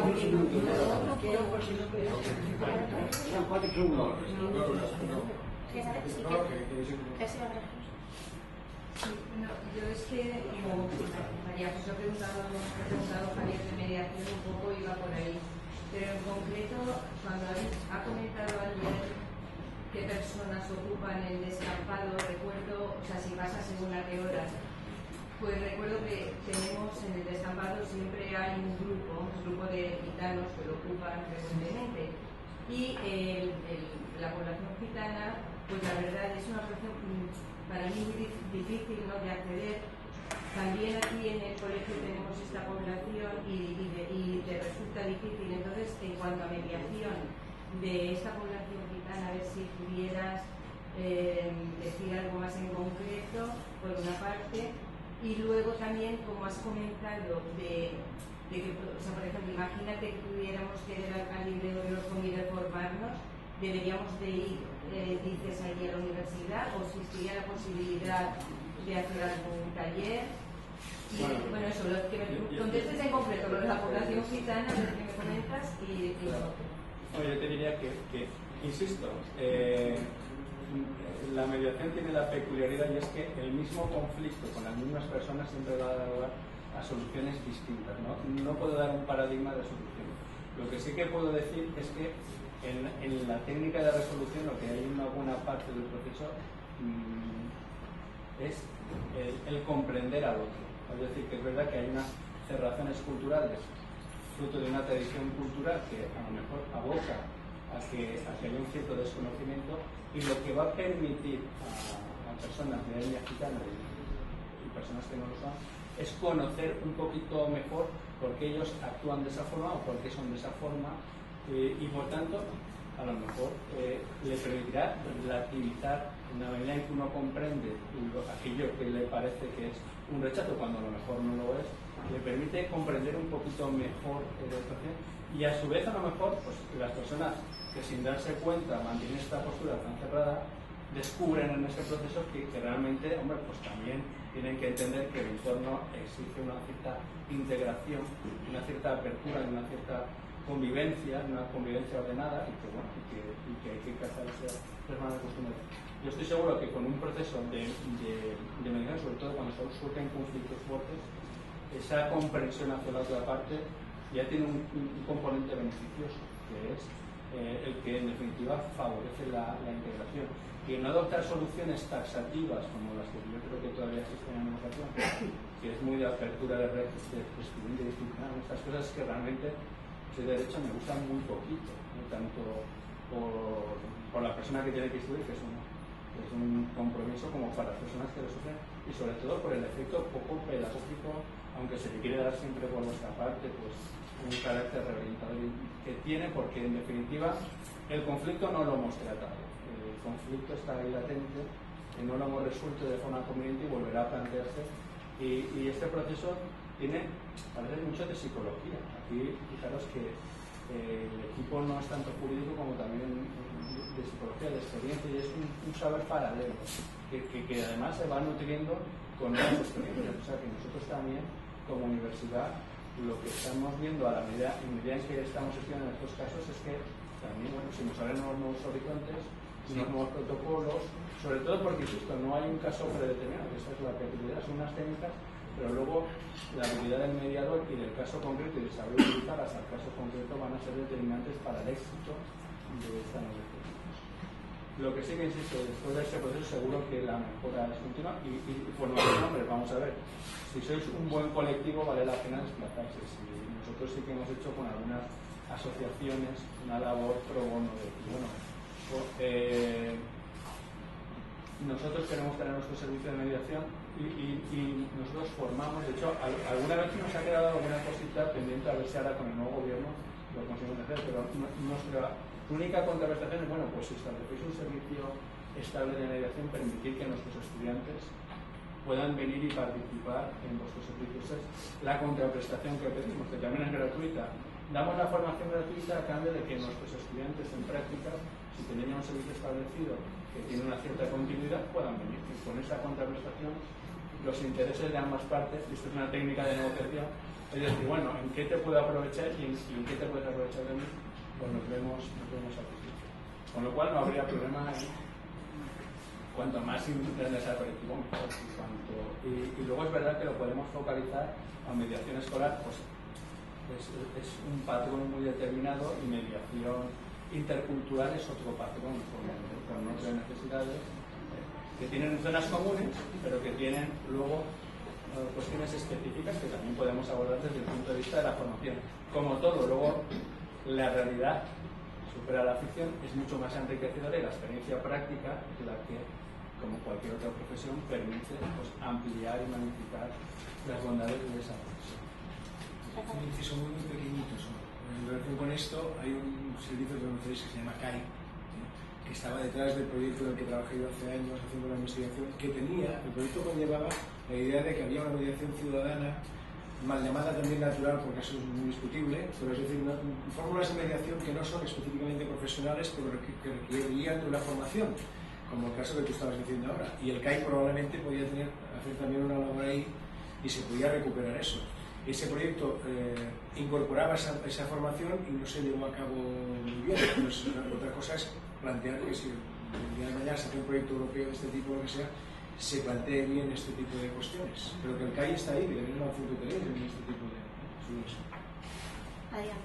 Sí, pues nada, yo quería contar un poco, a ver, en este evento de Ciudad Sensible pues vamos a tomar unas acciones, según hemos estado decidiendo estos días, hablando mucho, con la idea de transformar ese solar y antes de hacer un evento, ¿no? Pues la idea es, hablamos de dinamizar el barrio, de crear vínculos, de tejer vínculos entre las diferentes personas a través del espacio que tenemos ahí. Y hemos hablado en muchas ocasiones de participación colectiva. Entonces, este término yo pienso que a veces queda un poco en el aire, un poco vacío, porque como es una cosa que es, digamos, el futuro, que todavía no ha llegado, pues quería hacerles una pregunta muy difícil, pero que nos pueda ayudar de cara al próximo curso, que es ¿cómo harían ustedes esta participación colectiva en la gestión urbanística? ¿Cómo me refiero a qué sistema utilizarían y a qué personas tendrían en cuenta? Ahí va eso. Bueno, es verdad que en todo colectivo siempre hay un grupo que tiene iniciativa, que toma la iniciativa, porque eso lo ha visto mal. Estar aquí, en esta tarde, con el calor que hace, las cosas mejores que hay que hacer y estar aquí preocupados, que tenéis una iniciativa en mejorar vuestro barrio. Y entonces, bueno, la iniciativa lo que permite es formular una propuesta. Y luego, vamos, está aquí el asesor lo que querrá, bueno, está muy bien, pero concretármelo por favor por escrito para ver lo que es. Y entonces lo único que, una vez está la propuesta formulada por escrito, una vez hemos pasado del mundo de la teoría al mundo de, bueno, pues nosotros es que para que tenemos estas necesidades, las que vosotros estiméis oportuno.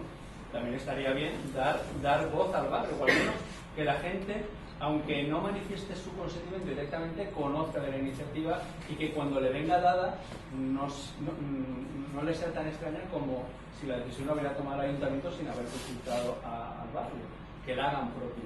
Es la única forma que se me ocurre para ser operativos, es ir conquistando como el general Rubio, vamos a ir conquistando, pero vamos a hacerlo por escrito y luego ya iremos sembrando colectividad, y de ahí lo llevaremos. Y el ayuntamiento va a estar encantado porque decir, bueno, qué mejor propuesta que la que me den los vecinos de Orriols, con unas iniciativas que han salido de unas asociaciones, como no podía ser de otra forma, pero que han sido conocidos o han tenido la ocasión de conocerlas. Y esto es lo que... La pregunta es brutal, o sea, es tremenda, pero se agradece, pero es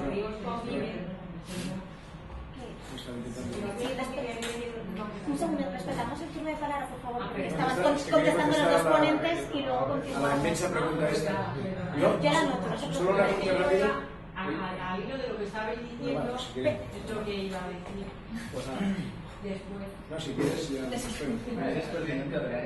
Bueno, pues con respecto a qué se va a hacer en el solar, yo recuerdo que cuando se puso Orriols Convive en esta plantilla baja, había una especie de hojas para rellenar como encuesta. ¿Qué te gusta a ti para tu barrio? Y había una serie de preguntas que yo rellené, y los que no me preguntaban yo aporté lo que pensaba en ese momento que el barrio necesita desde hace muchísimo tiempo, desde que mis hijos eran pequeños y eran casados, y esto del solar se puede hacer igual. Repartir una cosita que me gusta, cada vecino que opina que le gustaría que hubiera aprovecho para comentarle que yo paso por allí y os miro siempre a ver si tenéis alguna cosita porque sabía lo del solar y yo no... Pues aprovecho la ocasión para que igual nos pueda dejar su contacto o su email, porque sí que se celebraron unas jornadas el día 18 de abril, pero un número de teléfono igual sí que tiene para que le puedan localizar cuando continúe el proceso, porque sí se celebraron unas jornadas con bastante calado en el barrio, en el que todos los vecinos que pudieron, porque vamos, además hicimos buzoneo, callejeando, para que intentar que fuera lo más representativo posible, que el resultado fuera lo más representativo. Entonces aquel día sí que se tomó una serie de, no de decisiones, pero que sí que se recogieron las primeras aportaciones de los vecinos al respecto de lo que se pretendía o las posibilidades que tenía, o el potencial que tenía el descampado de la ermita. Así que yo le invito a conocer el documento que se preparó para, como fue en aquella ocasión, y que nos deje su contacto para que a la próxima pueda participar. De hecho ya es importante que hoy esté aquí, ya eso ya seguro que ahora no se vuelve a quedar descolgada. igual mira lo del solar y yo no me he llenado nada porque no he visto nada, porque siempre he ido, allí tenéis hojitas y cosas así. Pues le agradezco que haya venido hoy porque esto ya es un primer paso para continuar dentro del proceso. Si no le importa, pasamos ahora por Albert. Mira, ahí tenemos un ejemplo que acaba de suceder ahora. Es decir, a ver, yo creo que hay que pensar en quién, pero también en los tiempos y en los espacios. Es decir, esto es un contexto que se ha generado porque hay una gente pues, que a lo mejor con conciencia a veces de que son pocos y que siempre son los mismos, que no es una cosa tampoco exclusiva de esto, ¿no? Pero, generan espacios en los que se van incorporando gente. Yo lo que sí pienso es que habría que pensar en quién no debe faltar ahí, ¿no? Y que luego la gente se suma.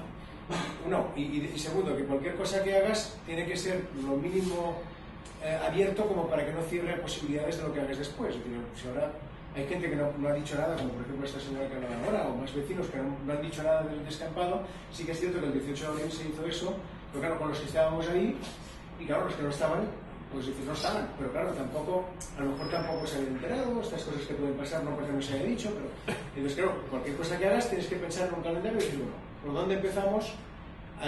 Intervenimos en todo el solar a lo bestia, o si dejamos una parte y cuando la gente vea dirá, oye, ¿qué pasaba aquí? Y entonces aparecerán los que no habían ido, ¿y qué haces? Y segunda cuestión, ¿quién no debería faltar? Pues yo creo que, claro, la administración, que ahora estamos aquí, pues, la administración tiene que estar, y la gente que tiene ese control institucional que comentaba antes, ¿no? Que están en ese control institucional, porque pues tienes que pensar en la gente de la administración que tiene que poder decir alguna cosa o tiene que decir alguna cosa. Yo me iría a la primera charla que tuvimos, que hubo el lunes, donde se habló de una mesa a donde acudía gente que era muy curioso cuando hablaba de los técnicos, porque no eran técnicos que iban como técnicos municipales por su trabajo, sino que se desplazaron ahí y se incorporaron a la dinámica. Pues esa es la línea, tú tienes que abrir el espacio y yo creo que debería, tarde o temprano tienes que tener aquí a la gente que forma parte de ese control institucional, porque el que hacen las asociaciones también es un control institucional, pero no es el de acabar de sancionando eso. Por tanto, lo que tienes que pensar es por dónde empiezas y en qué puntos, en qué contextos puedes estar incorporándose, pero tiene que estar. Y luego estamos nosotros. Esto me ha gustado que haya preguntado a María José lo que han salido los estudiantes en prácticas y esto lo hemos estado hablando recientemente. Nosotros pues, somos un sitio donde la gente pudiera formarse, pero nosotros también somos actores públicos y también tenemos que ir a los sitios y también tenemos que hacer cosas como la que estamos haciendo hoy, y además por lo que a mí me toca, que soy antropólogo, es que tenemos que trabajar así, tenemos que estar con la gente y compartir las cosas con ellos y intentar que la cosa funcione pues también un poco desde dentro y eso es lo que hay que hacer. Entonces también tendríamos que estar la gente sin tener que, o sea, como de instituciones universitarias de formación, que también colaboráramos en cosas como lo que estamos diciendo, ¿no? Por eso al principio agradecía, yo creo que esto es lo que hay que hacer primero y luego no sé si te he contestado, pero la pregunta era tremenda, Es verdad que no habría si está en internet, pero es verdad que luego en internet ya accede quien accede y yo sé que no sigue. Pero bueno, yo creo que exacto, que lo difícil es materializar una propuesta, bueno, que yo creo que hay algo avanzado, para que era esa idea de espacio cultural, ¿no? O al menos lo que se comentó. Sí, ese fue como uno de los primeros resultados, pero lo que hablábamos, que no se trata de que sea una cosa ya conclusa y definida, sino que precisamente estamos hoy aquí en Ciudad Sensible para que se puedan ir incorporando pues más actores, ¿no? Y desde luego el pequeño comercio es parte del vecindario, no sé si hay una asociación también de pequeños comerciantes. Sí, también ellos también participan, pues eso es estupendo porque realmente hay gente que a lo mejor no vive en el barrio, pero vamos, se desplaza todos los días y hace suyo algo. Sí participan. Sí participan. Pues yo creo que con esos colectivos, básicamente, que los que pisan la calle, los que hacen la calle todos los días, los que hacen el barrio todos los días. Sí, en principio para estas jornadas se adhirieron todas las instituciones religiosas, prácticamente todas las académicas, es decir, que sí que tratamos de que se tocaran en la medida de lo posible todos los palos, pero obviamente siempre pues, puede suceder que se queden cosas en el tintero, es inevitable. La palabra tiene por aquí. Una reflexión corta y 3 guantes. El último se lo dejo ahí. La reflexión. Yo creo que los ríos han conseguido, a base de bloquear el barrio, porque es un barrio rodeado, cerrado. Lo último que nos faltaba era la Ronda Norte, nos ha quitado la salida a la huerta, ¿no? Entonces estamos absolutamente bloqueados, pero han conseguido lo contrario que lo que pretendían, porque lo que van a hacer es implosionar. ¿Vale? y vamos a sacar esto adelante entre todos y estoy convencida de ello. Luego los guantes, el primero para Javier, porque igual que Albert tiene un proyecto de estudiantes que van a hacer prácticas en los barrios, concretamente prácticas en los ríos, a lo mejor los estudiantes de mediación también les vendría bien hacer prácticas en un barrio. Lo hemos comentado. Entonces, formamos gratuitamente con la única contraprestación de que se institucionaliza un servicio que puede ser de mediación intercultural aquí en vuestro espacio, o que el Instituto Miguel Hernández decide implementar un servicio de mediación escolar. Pues nada, nosotros formamos gratuitamente con la contraprestación de que, bueno, que puedan venir nuestros estudiantes de práctica, ahí aportar su conocimiento y convivir con personas que ya hemos formado y a su vez, por tanto, ir dinamizando. O sea, que no, esa era la contraprestación que pedía el y bueno, que siempre ofrecemos. Vale. Luego el segundo guante para nuestra vecina, que vengas a las asambleas una vez al mes, que hables con nosotros, que estamos ahí más todos los días y que puedes entrar cuando quieras a decir lo que quieres hacer en el local o pues a lo que quieres hacer en el solar o cualquier otra cosa que te afecte. ¿Vale? Y el tercer guante, como no,